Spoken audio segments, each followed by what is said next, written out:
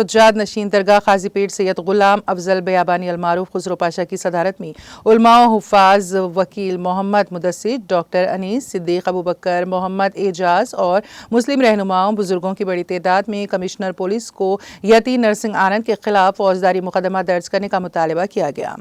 सदर मोहतरम ने मीडिया से खिताब करते हुए यती नरसिंह आनंद जो हमारे प्रॉफिट मोहम्मद सल्लल्लाहु अलैहि वसल्लम के खिलाफ जो बयान दिया है, इसके ताल्लुक से अपने बयान में कहा कि हिंदुस्तान में हिंदू मुसलमान मिलजुल कर रहते हैं, इसको नज़र लग गई हैं। हिंदू मुसलमान एक दूसरे के खिलाफ नहीं बोला। हिंदू मुसलमानों में फ़िरका पैदा करने के लिए ऐसे बयानात दिए जा रहे हैं। ऐसे बयानात देने से माहौल ख़राब होता है। हम कमिश्नर पुलिस से मुतालिबा कर रहे हैं कि इसके ऊपर FIR दर्ज कराएं ताकि हमारे वरंगल का माहौल ख़राब ना हो पाए। मुल्क का माहौल और हम बरसों से हैदराबाद में भी नुमाइंदगी करें, हिंदुस्तान भर में भी नुमाइंदगी हो रही है। उन्होंने कहा कि ख़ास तौर पर सेंट्रल गवर्नमेंट से कहूँगा कि वो यती नरसिंह आनंद के खिलाफ फौजदारी मुकदमा दर्ज किया जाए और उसके खिलाफ फौरी कार्रवाई करें।